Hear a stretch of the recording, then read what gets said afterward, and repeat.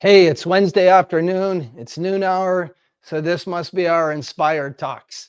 Now, we try to bring on coaches to have interviews with people who are out there doing the good work, and we'll continue to do that throughout the year. Today, I wanted to talk about something that's really, really important to me. And it was literally a blind spot for me. For almost 6 years, my primary focus has been on working with women who suffer in silence, women who carry trauma in their bodies, in their nervous systems, in their relationships, and who are often left without the financial means or emotional safety to get help. And the work's been incredibly meaningful.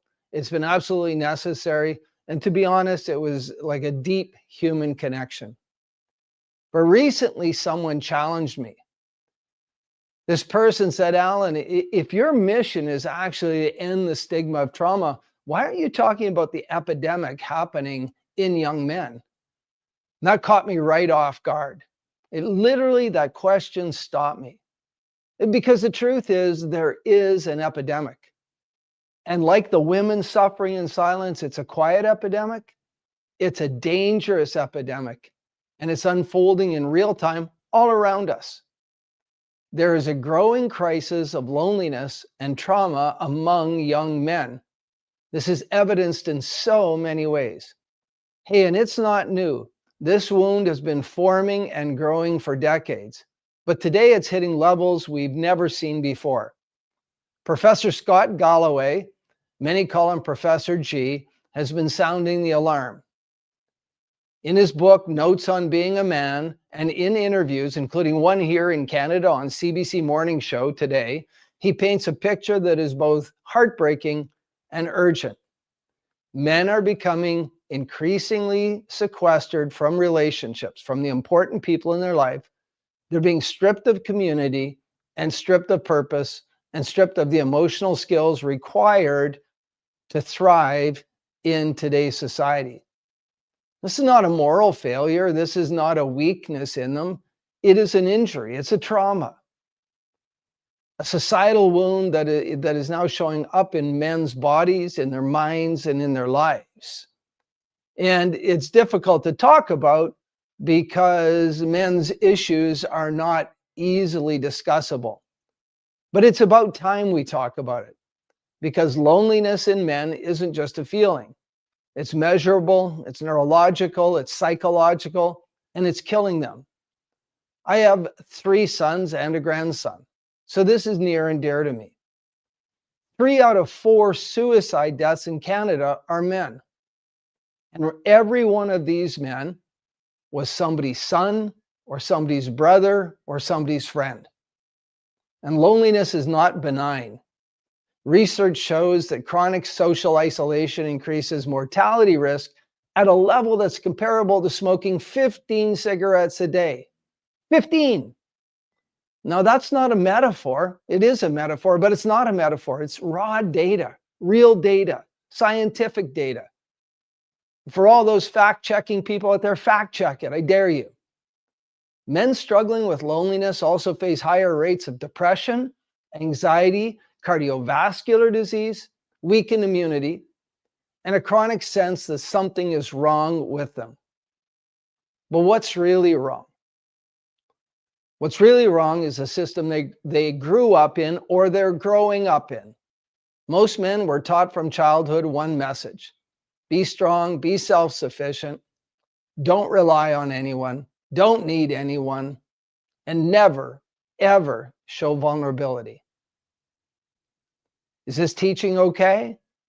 We told boys to man up, not realizing that phrase was cutting them off from the very skills required to build emotional connection. So they grew up into men, or they're growing into men, who can compete but not connect. They're men who can endure but not express. They're men who can take pain but can't share their pain.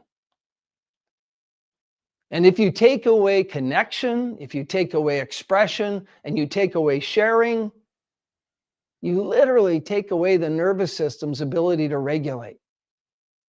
Isolation becomes inflammation.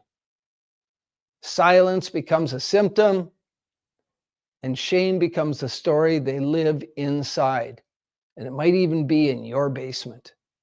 Many men rely heavily on their romantic partner as their single emotional outlet. And when that relationship ends, or better still, they can't even get that relationship through breakup or separation or divorce, they lose not just their partner, they lose their only safe place to feel. And because emotional language wasn't taught, they often don't know how to rebuild a network of friendships. So what do? They withdraw. They isolate. They go to the basement. They get in a video game. They protect themselves from being hurt again. And this is trauma, and this can deepen. Some men externalize their pain through irritability, anger, or shutdown, not because the man's defective, but because the body is trying to communicate and lacks vocabulary, lacks a structure to communicate. And others cope through workaholism, alcohol, gaming, porn, substances, risky behavior, anything that blunts the discomfort of being alone with themselves. But loneliness is not solved by distraction. Yeah, they get a dopa fix, but they don't get the relationship. Loneliness is healed through connection. And connection, it's actually a skill. Now, I want to speak directly to any man listening or any parent who has a son.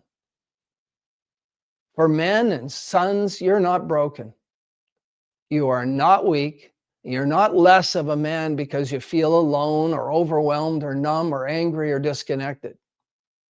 These are not personal failures. These are not your failures. They are physiological responses to unmet emotional needs. And we all have emotional needs. Your nervous system is doing the best it can with the resources it has. And you're not an unresourceful person. You're in an unresourceful state. And every skill you think you lack can be learned. Men can learn emotional intelligence. I'm not kidding. Men can learn regulation, and men can learn how to build friendship, community, purpose, meaning. Men can learn how to express vulnerability without losing strength, and men can learn how to heal. Healing requires at least one thing first. Healing requires a redefinition of what it means to be a man. Not a man who suppresses emotion, but a man who integrates emotion. Certainly not a man who stands alone, but a man who belongs. And if standing alone is required, they're capable of doing it, but they don't do it. Not a man who avoids pain, but a man who metabolizes it. Not a man who hides struggles, but a man who shares his struggles with others, people he trusts. Strength is not the absence of emotion. Strength is actually the integration of emotion. And that brings us to the real question. How do we help young men? How do you help a young man? How do we interrupt this epidemic? Because unhealthy young men lead to unhealthy families. How do we begin shifting a culture that conditioned them to disconnect? Well, here's some thoughts. Here's my thoughts of the day. First, we can help men cultivate emotional vocabulary, actual language for what they feel, because you cannot regulate what you cannot name. And naming dissolves shame. Second, we help men build small, consistent relationships. Not transactional friendships based on activities, but relational ones built on trust, built on reciprocity, built on honesty, built on life.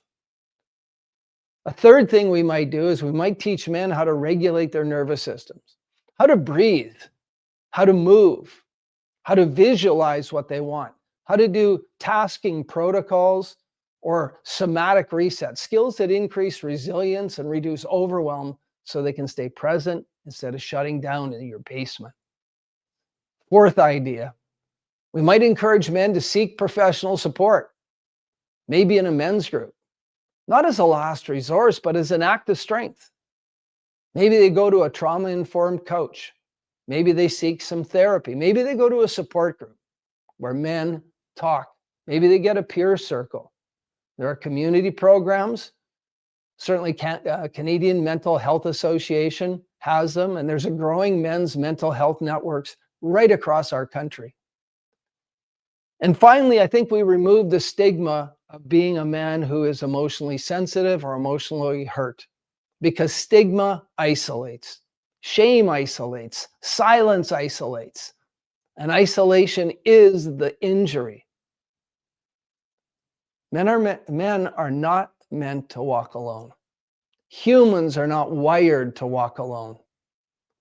The nervous system is built for co-regulation, integration, interconnection, companionship. Your nervous system is built for tribe. And when we restore connection, we can restore health. When we restore connection, we can restore identity. And when we restore connection, we can restore purpose. This is not a woman's issue or a man's issue. This is a human issue. It's an epidemic of disconnection in a world that desperately needs relationships and connection. So for 6 years, my work has been focused with helping women. But today I want to say this crystal clearly. I am intimately aware of the pain in men too. And I'm just going to refuse to let silence take another generation. If you're a man listening, you're absolutely not alone. If you love a man who is struggling, he is not alone. And if you're willing to challenge outdated narratives about masculinity, about society, if you're willing to teach emotional strength instead of emotional suppression, and if you're willing to reconnect men with community, with purpose, and with one another, then we don't just heal individuals. We heal the individual, we heal their family, we heal their community, and we heal culture. Trauma may be invisible, but so is resilience. So is connection. So is the spark in every man that still wants to be seen and understood and valued. The epidemic among young men is real, but it's not irreversible. It's not too late, and we can course correct. We can rebuild belonging. Belonging is so important. We can create a world where men are not punished for being human, but empowered by it. If this message resonates with you, if it moves you, if you see something as you listen to me, if you're a young man or the parent of one or someone who loves one, please, please, please stay connected with us. Join the conversation, join the community. Healing is possible. And please, no one has to do it alone. If you choose, connect with us. There's a QR code up in the right-hand corner. Scan it. All our connection information's there. I'd love to see you in the community.